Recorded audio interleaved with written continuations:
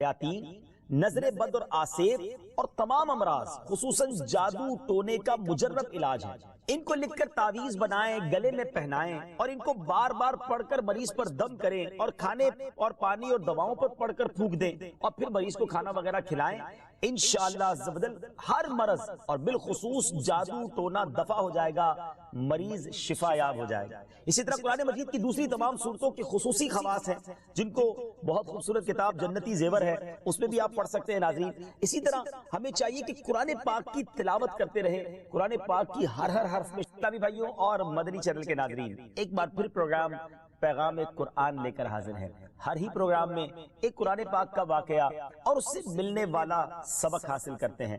آج ایک بڑا ہی عجیب و غریب بھی اور دردناک واقعہ بھی ہے۔ نبی پاک علیہ السلام سے ہم سب کو بے انتہا محبت ہے اور یہ ایمان کی جان ہے۔ نبی پاک سے محبت نہیں تو ایمان بھی کمپلیٹ نہیں ہوتا، اور جب نبی پاک علیہ السلام کو تکلیف پہنچے یا نبی پاک علیہ السلام کو کسی طرح کی کوئی ایذا پہنچے تو یقیناً جب امتی اس کو پڑھتا ہے، سنتا ہے تو دل پر بھی تکلیف ہوتی ہے۔ ایک ایسا ہی واقعہ جس میں ہمارے آقا علیہ السلام کو تکلیف پہنچائی گئی، نبی پاک علیہ السلام پر جادو کیا گیا۔ ناظرین، آج یہ واقعہ ہم سنیں گے اور یہ قرآنی واقعہ ہے اور اس کے ذریعے بہت ساری باتیں بھی سنیں گے۔ جادو کے بارے میں بڑے مسکنسیپشن ہیں لوگوں کے ذہنوں میں اور سمجھتے ہیں کہ جادو کا توڑ کرنے کے لیے بڑے عجیب و غریب عمل کرنے پڑیں گے، بڑے گناہوں والے کام کرنے پڑیں گے، اللہ کی ناراضگی والے کام بھی لوگ کرنے کے لیے تیار ہو جاتے ہیں، حرام اور ناجائز کام کرنے کے لیے تیار ہو جاتے ہیں اور سمجھتے ہیں کہ اس سے جادو سے بچا جا سکے گا۔ البتہ جادو کروانے کے لیے بھی لوگ بڑے ہی ناجائز اور حرام کام کرتے ہیں جو کہ جہنم میں لے جانے والے کام ہوتے ہیں۔ اللہ مجھے اور آپ کو ہمیشہ جادو ٹونے آصف سے محفوظ رکھے، ہر قسم کی بلاؤں سے محفوظ رکھے، اور آج قرآن کے ذریعے سمجھیں گے کہ جادو کا علاج کیا ہے، جادو ہو جائے تو بچا کیسے جا سکتا ہے، اور نبی پاک علیہ السلام پر جب جادو ہوا تھا، جادو کرنے کی کوشش کی گئی تھی، اس کا نتیجہ کیا نکلا۔ ناظرین توجہ کے ساتھ آپ نے سلسلے میں شامل رہنا ہے۔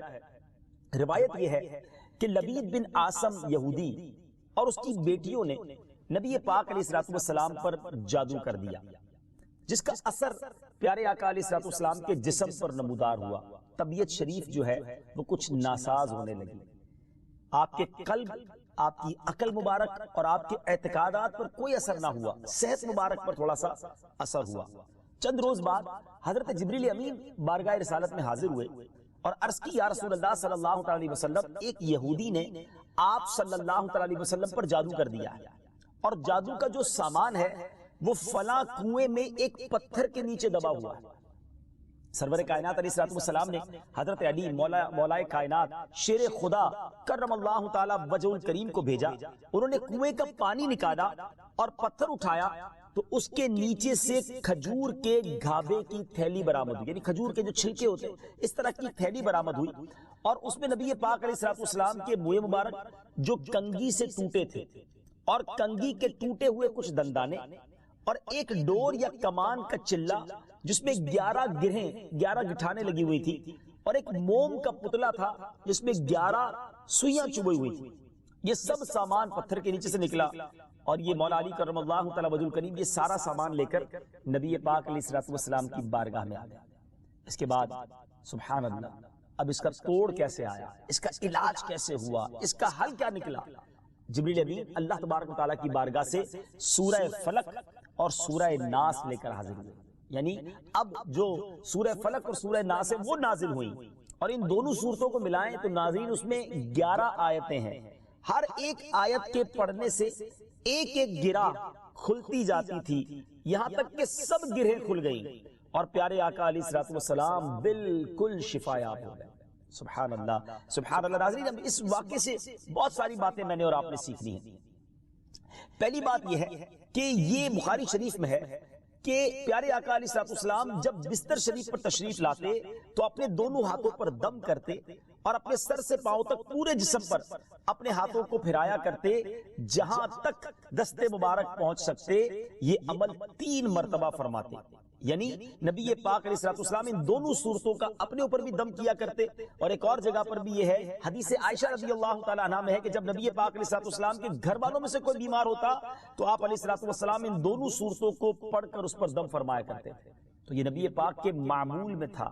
تو آج اگر ہم میں بھی کوئی بیمار ہو جائے، فیملی میں کوئی بیمار ہو جائے، اپنے آپ کو ہم ان آفتوں سے بچانا چاہتے ہیں تو اول آخر 3 بار درود پاک پڑھیں، سورہ فلق اور سورہ ناس کی تلاوت کریں، اپنے ہاتھوں پر دم کر کے اپنے جسم پر پھیر لیں، کسی مریض پر دم کر دیں، انشاءاللہ اس کی برکت ملے گی۔ یہاں ایک اور مسئلہ بھی سیکھنے کو ملے گا کہ تعویذات اور عملیات میں جس میں کوئی لفظ کفر و شرک کا نہ ہو وہ جائز ہے۔ اسی طرح گنڈے بنانا اور ان پر گرہیں لگا کر آیات قرآن اور اسماء الہیہ پڑھ کر پھونک مارنا بھی جائز ہے۔ یعنی تعویذات اگر شرک سے پاک ہیں، اگر کفریہ کلمات سے پاک ہیں تو وہ کرنے میں کوئی حرج نہیں، وظائف کرنے میں کوئی حرج نہیں، یہ قرآن و حدیث سے ثابت ہے اور آپ نے یہ سنا۔ ناظرین، سیکھنے کو کیا مل رہا ہے؟ خلاصہ یہ ہوا کہ سورہ فلق یعنی قل اعوذ برب الفلق اور قل اعوذ برب الناس، یہ دونوں صورتیں جن اور شیاطین، نظر بد اور آسیب اور تمام امراض خصوصاً جادو ٹونے کا مجرب علاج ہے۔ ان کو لکھ کر تعویذ بنائیں، گلے میں پہنائیں اور ان کو بار بار پڑھ کر مریض پر دم کریں اور کھانے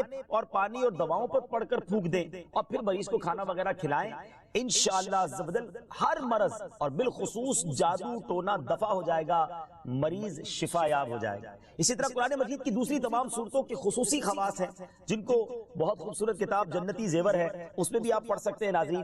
اسی طرح ہمیں چاہیے کہ قرآن پاک کی تلاوت کرتے رہیں، قرآن پاک کی ہر حرف میں شفا ہے، برکتیں ہیں، اور آج خاص طور پہ ہمارے ناظرین کو گویا وظیفہ، قرآنی وظیفہ مل رہا ہے۔ بہت سارے ناظرین یہ گزارش کرتے ہیں کہ ہمیں کوئی وظیفہ بتایا جائے، تو دیکھیں آج تو قرآن کے ذریعے، اور وہ وظیفہ جو نبی پاک کو رب کی طرف سے عطا ہوا، پیارے آقا علیہ الصلوۃ والسلام کو بھی شفا نصیب ہوئی، تو ہمیں ضرور اس کو اپنانا چاہیے۔ ناظرین، اس سے پہلے کہ میں مزید اس معاملے میں آگے بڑھوں، میں چاہتا ہوں کہ دونوں صورتوں کی تلاوت اور اس کا ترجمہ پہلے سن لیتے ہیں اور پھر مزید اس بارے میں بات کرتے ہیں کہ اس حیرت انگیز واقعے سے مجھے اور آپ کو مزید کیا سیکھنے کو ملتا ہے۔ پہلے سورہ فلق کی تلاوت ہوگی، سورہ ناس کی تلاوت ہوگی۔ میں یہاں ایک اور بات بھی کہنا چاہوں گا، کچھ لوگ یہ کہتے ہیں جناب ہم وظیفہ کرتے ہیں اثر نہیں ہوتا، برکت نہیں ملتی۔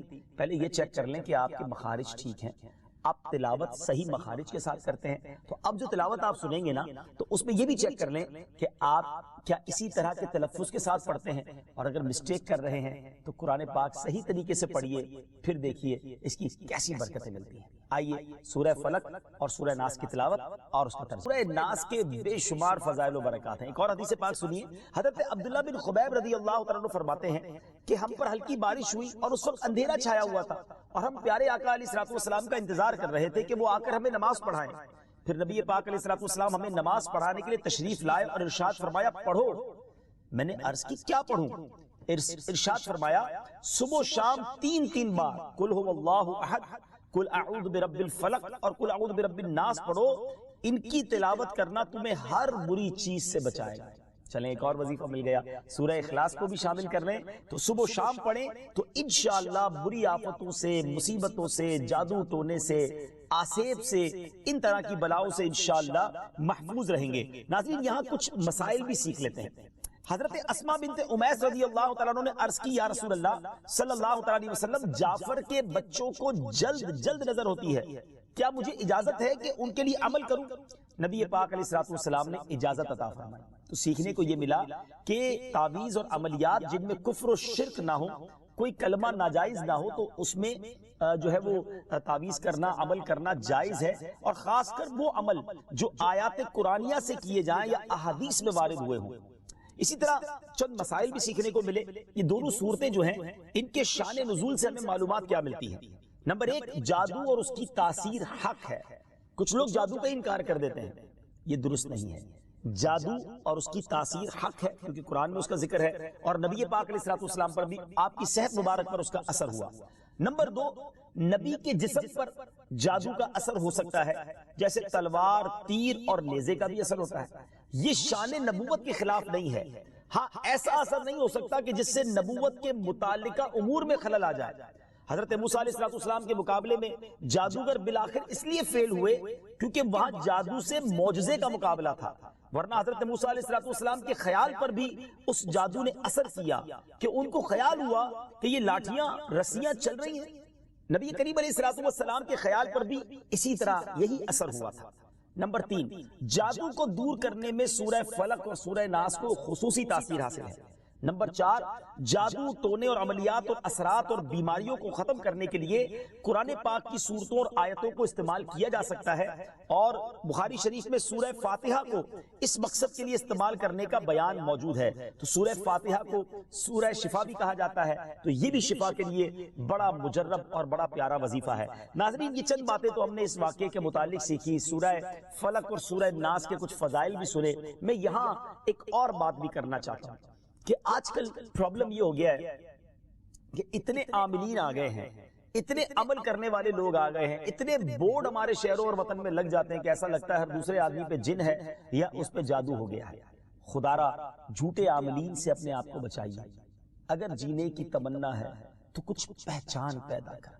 लोगों के घर बिक जाते हैं, लोगों की इज्जतें पामाल हो जाती हैं, अजीब माहौल हो गया है। कुछ बदनसीब तो वो हैं जो किसी को तबाह करने के लिए जादू करवाने जाते हैं और हजारों लाखों रुपए खर्च करते हैं, और फिर बेचारे कुछ जब बीमार हो जाते हैं तो अपना बाज़-औक़ात डॉक्टरी मसला होता है और वो भी किसी आमिल के हत्थे चढ़ जाते हैं, और वो कहता है जनाब आपके घर में बहुत बुरा अमल हुआ है, फलां जगह कोई चीज दबी हुई है, और उसको अब संभालने के लिए, उसको निकालने के लिए इतने बकरे चाहिए, इतने मुर्गे चाहिए, इतने अंडे चाहिए, कब्रिस्तान में ये अमल करना होगा। और फिर गरीब आदमी अपनी चीजों को बेच बेच कर हजारों लाखों रुपए इन्हें दे देते हैं और खानदान के खानदान टूट जाते हैं। ऐसा ना करें, प्लीज ऐसा ना करें। बल्कि मैं तो उन आमिलीन से भी गुजारिश करूंगा कि हलाल रोजी की तरफ आए। दावत इस्लामी ने बड़ा शानदार एक अंदाज इख्तियार किया। अल्लाह सलामत रखे दावत इस्लामी के मदनी माहौल को। नाज़रीन, आप सोच रहे होंगे कि फिर हमारी बीमारियों के लिए हम तावीज़ किससे लें, हम ये वज़ाइफ कहाँ से लें? आपकी दावत इस्लामी है ना।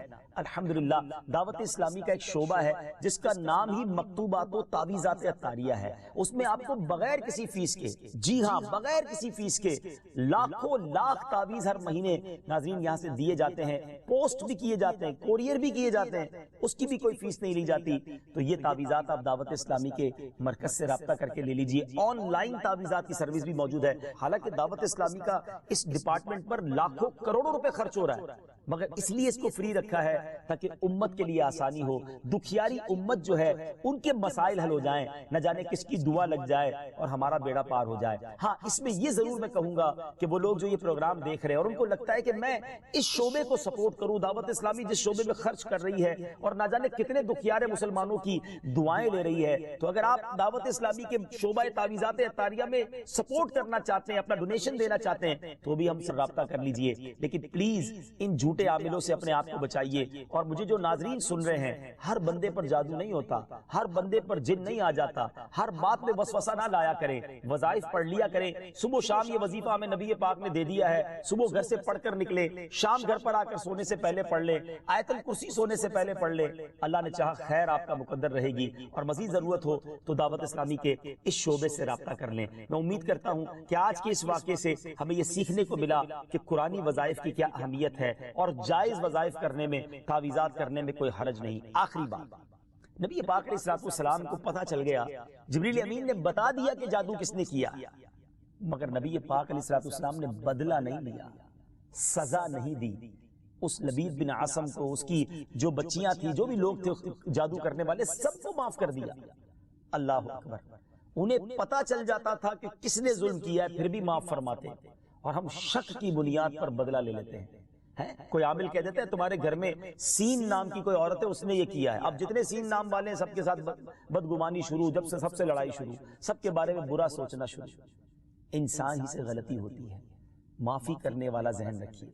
माफ करेंगे अल्लाह ताला आपको माफ कर देगा, रहम करेंगे आप पर रहम किया जाएगा। अल्लाह मुझे और आपको नबी पाक अलैहिस्सलाम की इस मुबारक सीरत से सीखना नसीब फरमाए कि अगर किसी से गलती हो भी गई है, किसी ने हमारा बुरा चाहा भी है और पता भी चल गया है, तो माफ करना अल्लाह को बड़ा पसंद है। मुश्किल जरूर है, दिल चाहता है मैं भी बदला लूं, लेकिन मजा भी तो यही है ना कि दिल चाह भी रहा है, गलत भी किया है सामने वाले ने और मैं बदला ले भी सकता हूं, फिर भी अल्लाह की रजा के लिए माफ कर दें और इस नीयत से माफ करें, मेरे मालिक मैं तेरे बंदे को माफ कर रहा हूं, तो मुझ गुनाहगार को माफ फरमा दे। अल्लाह करीम जरूर करम फरमाएगा और यही इस्लाम की खूबसूरती है।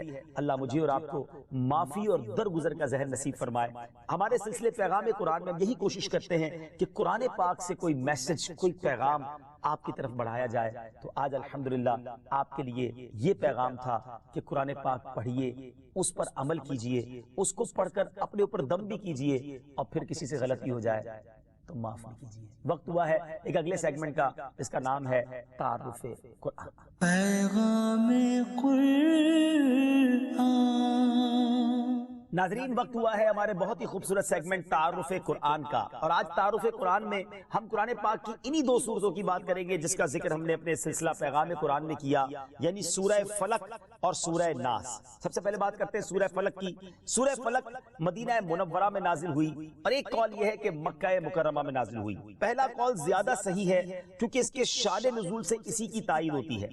رکوع اور آیات کی تعداد، اس سورت میں 1 رکوع اور 5 آیتیں.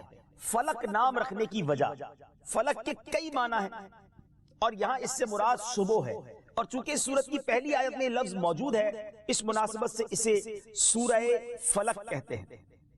پیارے آقا علیہ الصلوۃ والسلام نے ایک بار اس سورت کے بارے میں ارشاد فرمایا، کیا تم نے نہیں دیکھا کہ آج رات مجھ پر ایسی آیتیں نازل ہوئی ہیں جن کی مثل نہیں دیکھی گئی؟ وہ آیتیں قل اعوذ برب الفلق سورت کے آخر تک اور قل اعوذ برب الناس سورت کے آخر تک ہے. سبحان اللہ. تو اس سورت کے بارے میں بڑے فضائل نبی پاک علیہ الصلوۃ والسلام نے ارشاد فرمائے. ایک بار حضرت عابس جوہنی رضی اللہ تعالیٰ عنہ سے روایت ہے کہ نبی پاک علیہ الصلوۃ والسلام نے ارشاد فرمایا، میں تمہیں وہ کلمات نہ بتاؤں جو شریر جنات اور نظر بد سے اللہ تعالیٰ کی پناہ طلب کرنے میں سب سے افضل ہے. انہوں نے عرض کی، یا رسول اللہ صلی اللہ علیہ وسلم کیوں نہیں، آپ ضرور بتائیے. ارشاد فرمایا وہ کلمات یہ دونوں صورتیں ہیں، قل اعوذ برب الفلق اور قل اعوذ برب الناس. سبحان اللہ سبحان اللہ. اب آئیے سورہ ناس کے بارے میں کچھ سن لیتے ہیں، اس کی فضیلت بھی جان لیتے ہیں. سورہ ناس جو ہے ناظرین، یہ قرآن پاک کی ترتیب کے لحاظ سے سب سے آخری سورت ہے. اس کا مقام نزول، سورہ ناس زیادہ صحیح قول کے مطابق مدنی ہے. اس سورت میں 1 رکوع اور 6 آیتیں ہیں. الناس نام رکھنے کی وجہ، عربی میں انسانوں کو الناس کہتے ہیں، اور اس سورت کی پہلی آیت میں یہ لفظ موجود ہے، اس مناسبت سے اسے سورہ الناس کہتے ہیں یا اسے سورۃ الناس کہتے ہیں. سورۃ الناس کے مضامین، اس سورہ مبارکہ میں ان جنات اور انسانوں سے اللہ تعالیٰ کی پناہ مانگنے کی تعلیم دی گئی ہے جو لوگوں کے دلوں میں وسوسے ڈالتے ہیں. سورہ فلق کے ساتھ اس کی مناسبت کیا ہے؟ سورۃ الناس کی اپنے سے ماقبل سورہ فلق کے ساتھ مناسبت یہ ہے کہ سورہ فلق میں ظاہری شر سے اللہ تعالیٰ کی پناہ مانگنے کی تعلیم دی گئی تھی، اور اس سورت میں خفیہ شر سے اللہ تعالیٰ کی پناہ مانگنے کی تعلیم دی گئی ہے. اللہ تعالیٰ ہمیں ہر طرح کے شر سے محفوظ فرمائے، قرآن پاک پڑھنے، سمجھنے اور اس پر عمل کرنا نصیب فرمائے. مانگی جائے قبول ہوتی ہے. آپ کو کوئی دعا کرنی ہے اور کوئی اہم دعا ہے، 100 بار سورہ فاتحہ پڑھیں، اس کے بعد دعا مانگیں. اس کے بعد آتے ہیں سورہ بقرہ کی تلاوت سے شیطان گھر سے بھاگ جاتا ہے. بہت ساروں کے گھروں میں بڑے پرابلمز چل رہے ہوتے ہیں، گھر کے حالات ٹھیک نہیں ہوتے. آپ گھر میں سورہ بقرہ مل کر پڑھ لیں، انشاءاللہ اس کی فضیلت دیکھیں گے. آیت الکرسی پڑھنے سے محتاجی دور ہوتی ہے. سورہ کہف کو ہمیشہ پڑھنے والا دجال کے فتنوں سے محفوظ رہے گا، اور والدین کی قبر پر ہر جمعہ سورہ یاسین کی تلاوت کرنے سے اس کے حروف کی تعداد کے برابر ان کے گناہ بخش دیے جاتے ہیں. ہر جمعے والدین کی قبر پر جائیں، سورہ یاسین پڑھیں. سورہ دخان بڑی کمال کی سورت ہے. سورہ الدخان یہ پڑھنے سے مشکل دور ہوتی ہے. کسی پرابلم میں ہے سورہ دخان پڑھیں. آگے چلتے ہیں. کسی کی جو قریب المرگ ہو، بعض اوقات کسی پر سکرات کا عالم ہوتا ہے، لاسٹ بریتھ چل رہی ہوتی ہیں، تو اس کے پاس جا کر سورہ جاسیہ پڑھ کر دم کریں، انشاءاللہ خاتمہ بالخیر ہوگا. سورہ حجرات کا پڑھنا اور دم کر کے پینا گھر میں خیر و برکت کے لیے مفید ہے. سورہ قاف، اگر آپ میں سے کوئی پھلوں والے ہیں جن کی کھیتی باڑی ہے یا زمینداری ہے، ذرا غور سے سن لیں. سورہ قاف یہ پڑھنے سے باغ کے پھلوں میں کثرت ہوتی ہے. سورہ رحمان سبحان اللہ 11 بار پڑھنے سے تمام مقاصد پورے ہوتے ہیں. سورہ واقعہ جو شخص روزانہ پڑھے اسے کبھی فاقہ نہ ہوگا. سورہ واقعہ کی عادت ڈال لیں. سورہ ملک سبحان اللہ ہر رات سورہ ملک پڑھنے والا عذاب قبر سے محفوظ رہے گا. سورہ مزمل کو 11 بار پڑھنے سے ہر مشکل آسان ہوتی ہے. سورہ مدثر کو پڑھ کر، اگر ایسے بچے ہیں آپ کے گھر میں جو حافظ قرآن بن رہے ہیں یا آپ حفظ قرآن کرنا چاہتے ہیں، تو سورہ مدثر کو پڑھ کر حفظ قرآن کی دعا مانگی جائے تو قرآن کریم کا یاد کرنا آسان ہو جاتا ہے. سبحان اللہ. سورہ نازعات پڑھنے سے جان کنی کی تکلیف نہیں ہوگی. سورہ دحا پڑھنے سے بھاگا ہوا آدمی واپس آ جائے گا. سورہ علم نشرح، جب آپ ٹریول پر جائیں یا آپ کا مال کسی کنٹری میں جا رہا ہے، شہر میں جا رہا ہے، تو سورہ علم نشرح کو جس مال پر پڑھ دیا جائے اس میں خوب برکت ہوگی. سورہ والتین، سورہ تین جو ہے 3 مرتبہ پڑھنے سے اخلاق اور کردار بہترین ہوتے ہیں. سورہ علق، میرے بزرگ بیٹھے ہیں جوڑوں میں جن کے درد ہے، سورہ علق جو ہے اس کو پڑھ لیں تو جوڑوں کے درد کا اس میں علاج ہے. سورہ قدر، انا انزلناہ فی لیلۃ القدر، جو صبح و شام پڑھے اللہ عز و جل اس کی عزت بڑھا دے گا. سورہ بینہ، برس اور یرقان کا اس میں علاج ہے. سورہ زلزال جو پڑھے 1/4 قرآن کے برابر ہے. جس آدمی یا جانور کو نظر لگ گئی ہو اس پر سورہ عادیات کا دم مفید ہے. سورہ قاریہ پڑھنے سے بلاؤں سے حفاظت رہتی ہے. اگر میرا بھائی کوئی قرض میں ہے تو سنیے سورہ تکاثر، الہاکم التکاثر جو ہے 300 بار پڑھنے سے بہت جلد قرض ادا ہو جاتا ہے. سورہ عصر پڑھنے سے غم دور ہو جاتا ہے. سورہ ہمزہ اور سورہ فیل بڑی مشکل کے وقت پڑھنا بہت مفید ہے. اگر کوئی بے اولاد ہے تو سورہ کوثر کی تلاوت سے بے اولاد صاحب اولاد ہو جاتا ہے. تو سورہ کوثر کا ورد انا اعطیناک الکوثر، یہ سورت پوری پڑھتے رہا کریں. سورہ کافرون 1/4 قرآن کے برابر. سورہ اخلاص 1/3 قرآن، 3 بار پڑھ لیں تو پورے قرآن کا ثواب. اور سبحان اللہ سورہ فلق اور سورہ ناس پڑھنے سے جنات اور حاسدین سے حفاظت رہتی ہے. سورہ الدخان پڑھنے سے مشکل دور ہوتی ہے. جو قریب المرگ ہو اس پر سورہ جاسیہ کا دم کرنے سے خاتمہ بالخیر ہوتا ہے. سورہ حجرات کا پڑھنا اور دم کر کے پینا گھر میں خیر و برکت کے لیے مفید ہے. سورہ قاف پڑھنے سے جو باغ ہوتے ہیں ان کے پھلوں میں کثرت ہوتی ہے. سبحان اللہ. سورہ رحمان 11 بار پڑھنے سے تمام مقاصد پورے ہوتے ہیں. سورہ واقعہ جو شخص روزانہ پڑھے گا اسے کبھی فاقہ نہ ہوگا. سورہ ملک کو ہر رات پڑھنے والا عذاب قبر سے محفوظ رہے گا. سورہ مزمل کو 11 بار پڑھنے سے ہر مشکل آسان ہو جاتی ہے. سورہ مدثر کو پڑھ کر حفظ قرآن کی دعا مانگنے سے قرآن کریم کا یاد کرنا آسان ہو جاتا ہے. جو بچے حفظ کر رہے ہیں ان کے لیے زبردست وظیفہ ہے. سورہ النازعات پڑھنے سے جان کنی کی تکلیف نہیں ہوگی. سورہ دحا پڑھنے سے بھاگا ہوا آدمی واپس آ جائے گا. سورہ علم نشرح کو جس مال پر پڑھ دیا جائے اس میں خوب برکت ہوتی ہے. سورہ تین والتین والزیتون جو ہے 3 مرتبہ پڑھنے سے اخلاق و کردار بہتر ہوتے ہیں. سورہ علق میں جوڑوں کے درد کا علاج ہے. سورہ قدر جو صبح و شام پڑھے اللہ عز و جل اس کی عزت بڑھا دے گا. سورہ بینہ برس اور یرکان کا علاج ہے. جس آدمی یا جانور کو نظر لگی ہو اس پر سورہ عادیات کا دم مفید ہے. سورہ قاریہ پڑھنے سے بلاؤں سے حفاظت رہتی ہے. سورہ تکاثر کو 300 بار پڑھنے سے جلد قرض ادا ہو جاتا ہے. کئی لوگ کہتے ہیں جناب قرض بہت ہے، چلے قرآن کا وظیفہ لے لیں الہاکم التکاثر. یہ جو سورت ہے 300 بار پڑھنے سے بہت جلد قرض اتر جاتا ہے.